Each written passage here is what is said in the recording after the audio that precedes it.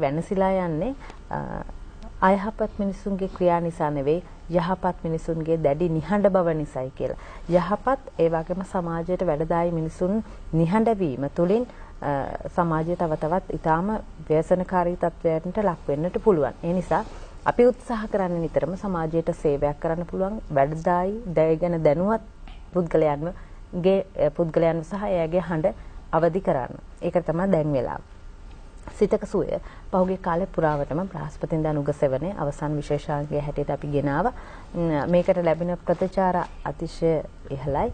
ඒ නිසා අපිට දිගින් දිගටම ඔබගේ අවශ්‍යතාවය මත මෙය දියත් කරන්න හැකියාව ලැබුණා. ඒකට අපිට කාල වේලාවක් වෙන් කරන්න එක අත්‍යවශ්‍ය කාරණාවක් වුණා.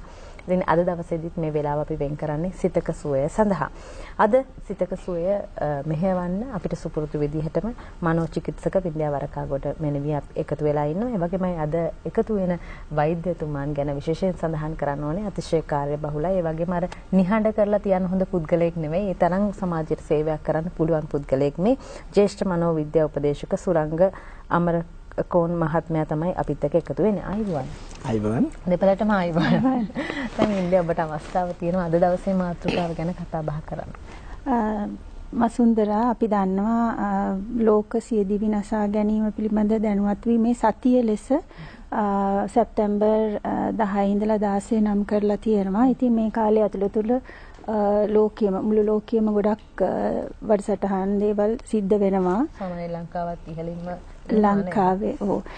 ලංකාවෙත් ගොඩක් වැඩසටහන් ලංකාව පුරාම තියෙනවා. ඉතින් අපි විශේෂයෙන් හිතුවා මේ අද මේක පිළිබඳ කතා කරන්න ඕනි කියලා සියදිවි නසා ගැනීම පිළිබඳ. හොඳයි සරංග මහත්මයා අපිට කියන්න සියදිවි නසා ගැනීම කියන එකේ බරපතලකම. ඔව්. ඇත්තටම වින්ද්‍යා මේක තවමත් මම හිතන්නේ අපේ සමාජයේට මුළු මහත් සමාජයක් හැටියට මේකේ බරපතලකම තේරුම්ගෙන නැද්දෝ කියලා වෙලාවකට හිතෙනවා. මොකද හේතුව දැන් අපි ගත්තොත් එහෙම දැන් මේ පිළිබඳ සමීක්ෂණ කරපු වගේම පෙන්ලා දෙන එකක් තමයි දැන් පහුගිය යුද්ධ කාලේදී වසරකට මිය යන ප්‍රමාණයට වඩා වැඩි ප්‍රමාණයක් සිදු නසා ගැනීමෙන් මිය යනවා. ඒ යුද්ධ කාලේ ගත්තොත් එහෙම.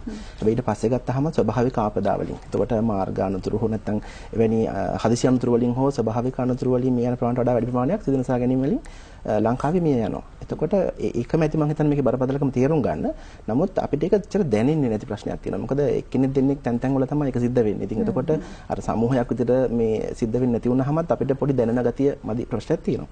අනිත් අතට මේ සිද්ධ නසා ගැනීමේ සිද්ධියක් අපි හිතමු මාධ්‍ය වාර්තා කරන විදිහෙන් ඒකෙත් බරපතල ගැටලුවක් තියෙනවා. මොකද මෙහි තියෙන භයානකකම නැත්නම් මේ වළක්වා ගැනීමට ගත හැකි පියවරයන් පිළිබඳ ජනතාවට දැඩි ලෙස දැනෙන හැඟීමක් ඇති කරනවට වඩා එය නිකම් බය කිරීමක් සඳහා තමයි මේ දේවල් භාවිතා වෙන්නේ. විශේෂයෙන්ම මම මෙතනදී ප්‍රධාන වශයෙන් දකින්නේ අපේ විද්‍යුත් සහ මුද්‍රිත මාධ්‍යවල වඩා සමාජ මාධ්‍ය. මොකද අර මාධ්‍ය වලට යම් ආකාරයක වාරණයක් තිබුණත් සමාජ මාධ්‍ය වල කිසිදු වාරණයක් දකින්න ලැබෙන්නේ නැහැ. එනිසා වුන් යම් දෙයක් වාර්තා වුණ ගමන් කිසිදු සොයා බැලීමකින් තොරව ඒ ඡායාරූප සමග පළ කරනවා. ඉතින් මේ தত্ত্বය ඇත්තටම බරපතල තත්ත්වයක් නිර්මාණය කරනවා සමාජය තුළ. එකක් තමයි යම් කෙනෙක් ඒ සඳහා හිතමින් ඉන්නවා නම් ඊට අනුබලයක් ලැබෙනවා. එහෙම නැත්නම් මේ සඳහා බලපාන යම්කිසි මානසික තත්ත්වයන් තිබෙනවා නම් ඒ තත්ත්වය වර්ධනය වෙන්න මේක හේතුවක් වෙනවා. තව විදිහින් කිව්වොත් අපි හිතමු යම්කිසි මානසික ගැටලුකාරී තත්ත්වයක් නැත්නම් මානසික රෝගී තත්ත්වයක් තිබුණොත් ඒක උත්සන්න වෙන්න පුළුවන් මෙවැනි ඡායාරූප හෝ නැත්නම් මෙවැනි දේවල් දැකීමෙන්. ඒ නිසා මේ ප්‍රචණ්ඩත්වය සහ අපිටම අනුතුරු පවා දකිද්දී මිනිසුන් මැරිලා ඉන්නවා නැත්නම් ඒ මරලා සිදන ආකාර වගේ දේවල් පළ කිරීම ඇත්තටම බරපතල ගැටලුවක් වෙනවා. මොකද ඒක මානසිකව බලපානවා මේ නරඹන අයට. ඉතින් හැම කෙනාගේම එක මානසික මට්ටම නෑ. ඒක යොමු කරන කෙනායි ඒක බලන කෙනායි අතර ලොකු වෙනසක් තියෙනවා. ඒ නිසා අපි අනිත් අය ගැන හිතන්න ඕනේ. ඒ නිසා මම මුලින්ම මේ බරපතල කාරණයක් නිසා මම කියන්න කැමතියි. විශේෂයෙන්ම දැන් අපි දන්නවා Facebook වැනි මාධ්‍ය ගත්තොත් එහෙම ගොඩක් දෙනෙක් ඒක භාවිතා කරනවා. හැබැයි ඔබේ ඒ භාවිතය සමාජ යහපතට යොදා ගන්න. ඒ නිසා කිසිසේත්ම අපරාධයක් හෝ දැන් සිදු නසා ගැනීම අපරාධයක් විදිහට සැලකන්නේ. එතකොට එවැනි අපරාධ අපි කියමු දැන් මේකට වචනයක් තියෙනවා මාධ්‍ය මේක තලුමරමර වාර්තා කරනවා කියලා. ඉතින් අර ඒ தත්ත්වය සාමාන්‍යකරණ හදනවා. ඉතින් අන්න ඒ தත්ත්වෙන් අපි සම්පූර්ණයෙන් මිදෙන්න ඕනේ. ඔබට අපට වගකීමක් තියෙනවා. එවැනි දෙයක් ආවොත් ඒක ප්‍රචාරය නොකර ඉන්න සහ මෙන් වළකින්න ගත හැකි සියලු ක්‍රියාමාර්ග පිළිබඳව විශේෂයෙන් මෙවැනි දැනුවත් කිරීම වැඩසටහන් පිළිබඳව ඔබට දෙයක් ලැබුණොත් අනිවාර්යෙන් ඒක කට්ටිය අතර බෙදා ගන්න හොමාරු කරගන්න. එහෙම නැත්නම් මේක බරපතල ගැටලුවක් බවට පත් වෙනවා. නමුත් කියන්න ඕනේ වින්දා දැන් කලින් වසර ගණනාවකට කලින්ට වඩා දැන් යම් අඩුවීමක් තිබෙනවා මේකේ. නමුත් අපිට එහෙම කියලා හිත හදාගන්න බෑ. මේක බරපතල සමාජ ගැටලුවක් වෙනවා. මොකද අපිට වැදගත්ම පණිවිඩය තමයි හැම මේ සම්බන්ධ විශේෂඥයින් පෙන්වලා දෙන වැදගත්ම කාරණය තමයි මේක 100% වළක්ව ගන්න පුළුවන් තත්ත්වයක් සිදු නසා ගැනීම කියන එක. නමුත් අපි ඒකට දැනුවත් මදි, අපි ඒකට උනන්දුව මදි, එහෙම නැත්නම් අපි ඒ ගැන අවධානය යොමු කරනවා මදි. ඉතින් ඒ නිසා අපි ඒ සඳහා තමයි කටයුතු කරන්නට ඕනේ. හොඳයි. එතකොට අපි මේ සියදිවි නසා ගැනීම විෂාදය කියන තත්වයට එක්කත් සම්බන්ධයි කියලා අපි දන්නවා. ඒ කියන්නේ විෂාදයේ ડિප්‍රෙෂන්. එතකොට කොහොමද මේ දෙක සම්බන්ධ වෙන්නේ? ඔව්. ඊටම වැදගත් ප්‍රශ්නයක් වින්දියා. දැන් සිදු නසා ගන්න බලපාන හේතු අරන් බැලුවාම නැත්නම් දැන් ඇත්තටම අපිට හරියටම හේතු අඳුන ගන්න බෑ. මොකද සමහරවිට ඒක නම් මැරිලා එතකොට. හැබැයි අහගන්න විදියක් නැහැ මොකද හේතුව කියලා. නමුත් අපි ඊට පස්සේ කරපු පරීක්ෂණ වලින් නැත්නම් විශේෂයෙන්ම මෙතනදී කියන්න ඕනේ මේ ගොඩාක් පරීක්ෂණ කරලා තියෙනවා මේ සිදු නසා ගන්න උත්සාහ කරපු අයගෙන්. ඒ කියන්නේ ඒ පිරිස හරිම වැඩි. ඒ කියන්නේ සිදු නසා ගන්න ප්‍රමාණයට වඩා උත්සාහ කරපු ප්‍රමාණය හරිම වැඩි. ලංකාවෙත් මේ ප්‍රමාණය විශාල වශයෙන් තියෙනවා. ඒ නිසා ඕන් එක කතා කරලා බැලුවහම සහ ඔවුන්ගේ ඉතිහාසය නැත්නම් මානසිකත්වයේ පරීක්ෂා කරලා බැලුවහම පේන එකක් තමයි ඔවුන්ගෙන් 3න් එකක් පමණම විෂාදය නැමැති මානසික රෝගී තත්ත්වයක සුලභ මානසික රෝගී තත්ත්වයක් එයින් පෙළෙන පුද්ගලයන් වෙලා තියෙනවා. දැන් එහෙම කිව්වහම සමහර කෙනෙක් බය වෙනවා මේ තත්ත්වය කියන්න. මොකද දැන් අපේ මෙන්න මෙහෙම එකක් තියෙනවා වින්දා. දැන් අපේ සමාජයේ කෙනෙක් මිය ගියාට පස්සේ අපිට විශේෂ ගරුත්වයක් ඇති වෙනවා. ඒ නිසා අපි ඔහුව ආරක්ෂා කරන්න උත්සාහ කරනවා. විශේෂයෙන්ම අතරම දැන් මානසික රෝගයක් තියෙනවා කියන එකෙන් ආරක්ෂා කළ යුතු නැහැ. නමුත් සමාජය ගැන දැනුවත්කම අඩුයිනේ. ඉතින් එයා හිතනවා මේක කියන එක හොඳ නැහැ. ඉතින් ඒ නිසා අපි ඒක වහ ගන්න ඕනේ කියලා. ඉතින් ඒක හරියට තොරතුරු දෙන්නේ නැහැ. නමුත් හඳුනා නොගත් විෂාදය බරපතල ප්‍රශ්නයක් අපේ සමාජයේ. නමුත් හඳුනා ගත්ත ප්‍රමාණයත් සමහරලාට ප්‍රතිකාර වලට හරියට යොමු වෙන්නේ නැහැ. ඒක ලොකු ප්‍රශ්නයක්. හඳුනාගත්තත් ඒකෙන් මම හිතන්නේ 130ක් විතර තමයි ප්‍රතිකාර වලට යොමු වෙන්නේ. ඉතින් බලන්න 70%ක්ම ප්‍රතිකාර වලට යොමු වෙන්නේ නැහැ. මොකද ඔවුන් හිතන්නේ මේක නිකන් සාමාන්‍ය දෙයක් වෙන්නේ නැති කියලා. දැන් ඒ නිසා ඔබ සඳහන් කරපු නිසා ඒකේ ලක්ෂණ කියන්න නැත්නම් කටට ප්‍රශ්නයක් තියෙන පුළුවන්. මොකද්ද මේ විෂාදය කියන්නේ කියලා. ඇත්තටම විෂාදය කියන්නේ දැන් අනිත් කායික රෝග වලින් හෙම්බිරිස්සාව අපි හැමෝටම හැදෙනවනේ. ඒ වගේ සෙම්ප්‍රතිශාව වගේ එකක් තමයි ડિප්‍රෙෂන් කියන්නේ. ඉතින් විෂාදය කියලා අපි හඳුනන්නේ. ඉතින් ඒ තරමටම අපිට සුලභ ඇති වෙන්න පුළුවන්. මුලින්ම ඇති වෙන්නේ නිකන් වෙනදා වගේ වැඩ කරගෙන යන්න බෑ. කම්මැලිකමක්, උදාසීනකමක් ඇති වෙන්න පුළුවන්. ඊළඟට නිකන් සතුටක් නැහැ වෙන්න කරන වැඩවලින් ඒ වගේ තත්ත්වයක් මුලින් පටන් ගන්න පුළුවන්. හැබැයි මේක පස්සේ වර්ධනය වෙනකොට අර ලොකු ඒ කියන්නේ ලොකු ඒ කියන්නේ බරපතල විදිහට වැඩවල නිකන් වෙනදා වගේ උනන්දු උද්‍යෝගය අඩු වෙනවා. එතකොට සමහරවිට නිින්ද ප්‍රශ්නයක් එනවා. ඒ කියන්නේ සමහරවිට රැයට නිින්ද යන්නේ නැත්නම් පාන්දරට ඇහැරෙනවා. ගොඩක් ඔහේ පැත්තකටලා බලාගෙන ඉන්න ගතියක් තියෙන පුළුවන්.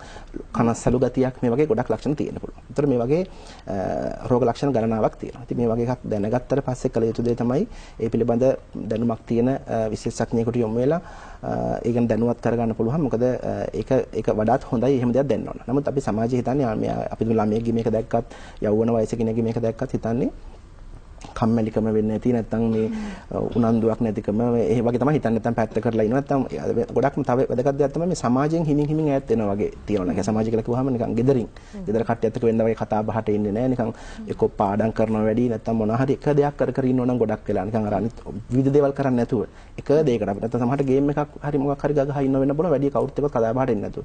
ඒ වගේ හුදකලා වෙන්න උත්සාහ කරනවා නම් අපි යන්නේ ඒ වගේ අය ගැන විශේෂයෙන් බලන්න ඕනේ. මොකද ඒක විෂාදේ නොවුනත් ඒ වගේ කට්ටිය අර සිදනසා ගැනීම අවදානමට ඉන්න කාණ්ඩයට අයිති වෙනවා. ඒ නිසා අපි ඒකත් හිතන්න ඕනේ. දැන් මේ මෙතෙන්දී වර්ධව තේරුම් ගන්න එපා.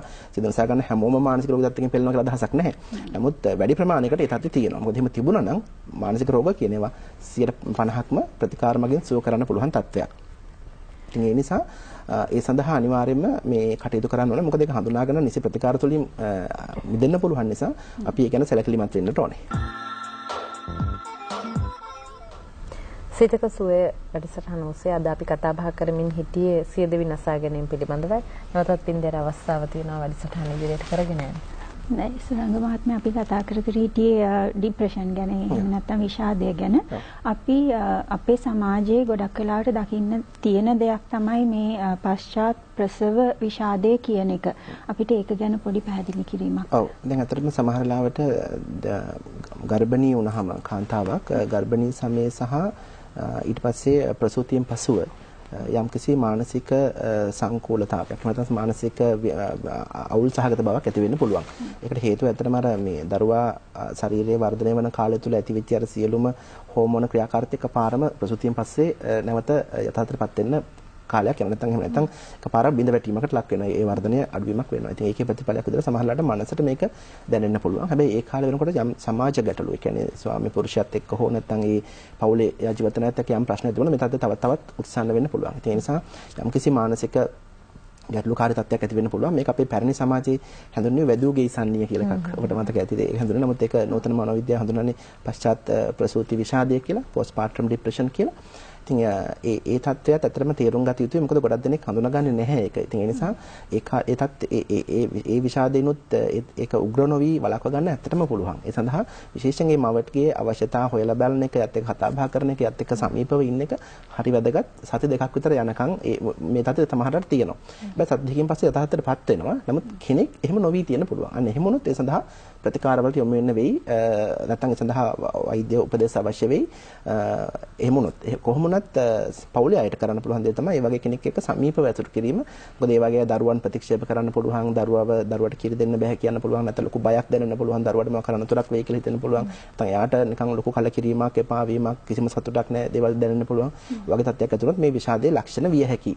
ඉතින් අපි එතකොට නිකන් නිගමනයකට එන්න හදන්න එපා මේක විෂාදයමයි කියලා. නමුත් ඒ සඳහා මම අර කිව්වා වගේ හැම විටම මේ වගේ දැනුණාම අපි මේ දැනුවත් කරන්න, ඒ කියන්නේ දැනුවත් වුණාට පස්සේ අපි කරන්න ඕන අපි තීරණ කරන්න එපා කවදාවත්.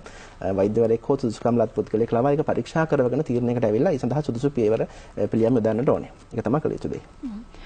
එතකොට සුරංග මහත්මයා මේ දැන් අපි සියදිවි නසා ගැනීම පිළිබඳ කතා කර හිටියේ ඒකට තියෙන විසඳුම් මොනවද? ඔව්. ඇත්තටම දැන් වින්ද්‍යා ඊට කලින් මට තව වචනයක් දෙන්න. දැන් අපි මේ සියදිවි නසා ගැනීම කිව්වහම දැන් අර විශේෂයෙන් විෂාදය ගැන කිව්වහම මට හිතුණ එකක් තමයි මේ නව යෝන් වියේ සහ තරුණ දරුවන් අතර මේ තත්ත්වය ඇති වුණාම අර ඔය විෂාද ලක්ෂණ එච්චරම ලේසියෙන් අඳුන ගන්න බෑ. ඒක තමයි බරපතල අපි විශේෂයෙන් අවධානය යොමු කාරණයක් ඒක. මොකද දැන් අපි හිතුවා දැන් ඔය කියපු ලක්ෂණ මොකද කෙනෙක් හිතන්න පුළුවන් අපේ පුතාට අපේ දරුවට මොකුත් තිබුණේ නැහැ නේ කියලා දැන් හිතන්න පුළුවන් මෙහෙම වුණානේ කියලා. මොකද ඒක හේතුව ඒගොල්ලන් අර ලේසියෙන් හැංගීම් ප්‍රකාශ කරන්නේ නැහැ. ඒගොල්ලෝ නිකන් යටපත් කරගෙන ඉන්නවා. නැත්තම් සමහරවිට ප්‍රකාශ කරලා අපිට දෙන්නේ නිකන් ඒක අර වයසේ හැටි වෙන්නේ නැති නැත්තම් මේ යාගේ තියෙන දඩබ්බරකම වෙන්නේ නැති නැත්තම් නිකන් අර ඔය වයසේ හැටිනේ අපි වයසේ වැරද්දන කියලා අපි හිතනවා. නමුත් ඒක සමහර විට විෂාදයේ ලක්ෂණයක් විය හැකියි. ඒ නිසා ඒක සැලකිලිමත් වෙන්න ඕනේ. මොකද ඒ විතරක් නෙමෙයි මම අර කිව්වා වගේ දැන් වැඩිහිටියන්ගේ මේ ලක්ෂණ සමහරලාට පේන්න තියෙනවා. නමුත් ඒ නිසා මේකෙදි අර නොපෙනෙන හින්දා විශේෂයෙන් සැලකිලිමත් වෙන්න ඕන කියලා මම කියන්න කැමතියි.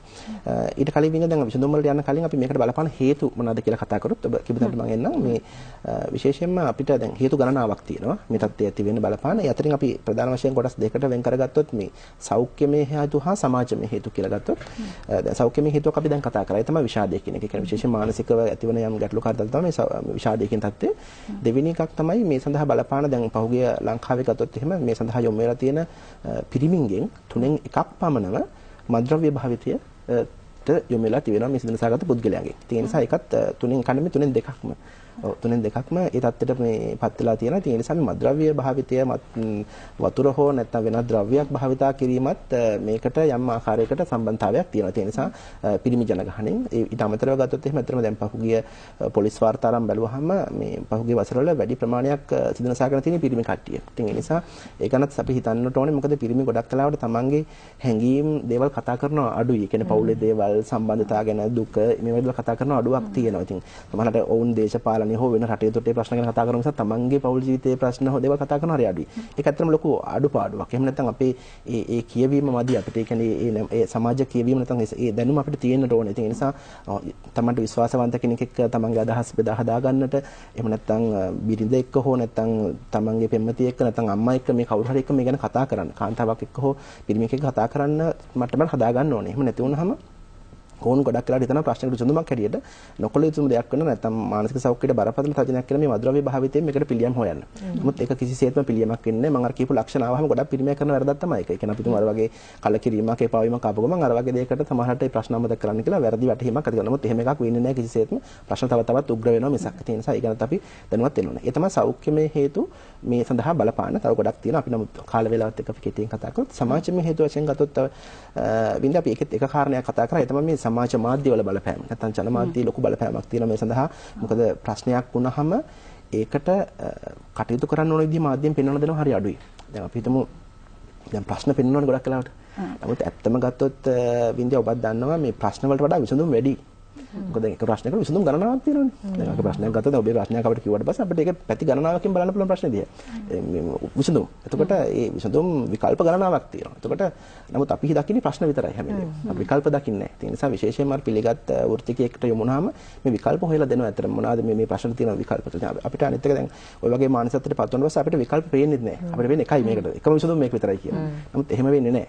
වෙනත් විකල්ප ගණනාවක් තියෙනවා. අපිට හිතා ගන්න බැරි තරම් දේවල් සමහරට මමවත් දන්නේ නැහැ. මට ප්‍රශ්නයක් ආවම මොකද්ද කරන්නකෝ වෙන කෙනෙකුට කිව්වම සමහරට අපිට නොපෙනෙන පැත්තක් පෙන්නලා දෙන්න පුළුවන්. ඒක තමයි ඇත්ත කතාව. ඒ නිසා මතක තියාගන්න වැදගත් පණිවිඩයක් තමයි මේ ප්‍රශ්න වලට වඩා විසඳුම් වැඩි කියන එක. ඒ නිසා විසඳුම් මේ ගොඩක් තියෙනවා. ඒක අපි දැනුවත් වෙන්න ඕනේ. ඒ නිසා සමාජය තුළින් අපි ඇත්තටම ඔය මම අර කිව්වා වගේ මේ වගේ වැඩසටහන් හරිම වැදගත් තියෙන්නේ. මේක නවත්ත ගන්න පුළුවන් අපිට බලක් ගන්න පුළුවන්. මේක ලොකු සමාජ අපි හැමෝටම සමාජික වහම වර්ධව තේරුම් ගන්න එපා. මේ මම හැර අනිත් අය නෙමෙයි අපිත් එක්කම මමත් එක්කම මේ පවුලෙන් පටන් ගත්තාම මේක අපි හැමෝටම මේ දේ කරන්න පුළුවන්. ඒ නිසා සමාජයේ තියෙන මේ සම්බන්ධතාව ශක්තිමත් කිරීම. දැන් එහෙම කිව්වහම කෙනෙක් හිතන්න පුළුවන් දැන් අපේ පවුලේ අපි ඔක්කොම එකට ඉන්නවනේ අපිට එක කනවන බලන්නේ කියලා. නමුත් එහෙම විදිහට මදි. ඔවුන් අතර හොඳ අන්‍යෝන්‍ය සම්බන්ධතාවයක්. මෙතන විශේෂයෙන් මේ සම්බන්ධතාවය කියන්නේ මේ හැඟීම් වලින් සම්බන්ධතාවයක්. දැන් අපි තුමු දරුවෙක් මොන හරි දෙයක් වුණාම අම්මට ඇවිල්ලා හැමදේම කියනවා කියන්නකෝ. නැත්තම් අපි තුමු මොන හරි දෙක කියලා කතා කරනවා. හැබැයි මේ සිද්ධි කතා කළ වැඩක් නැහැ. ඒ සිද්ධිය හරහා Taman තුල ඇති කරපු හැඟීම් මොකද්ද කියන එක අනිවාර්යෙන් කතා කරනවා. අපි කියනවාට හැඟීම් ෂෙයා කරගන්න ඕනේ. එහෙනම් නැත්නම් මේ ඉමෝෂනල් ඉන්ටිමසි කියන එක. ඔව්. බහම මේ සම්බන්ධතාවයේ ඇති කරගන්න ඕනේ. ඉතින් ඒ නිසා ඒ සඳහා අපි කටයුතු කරන්න ඕනේ.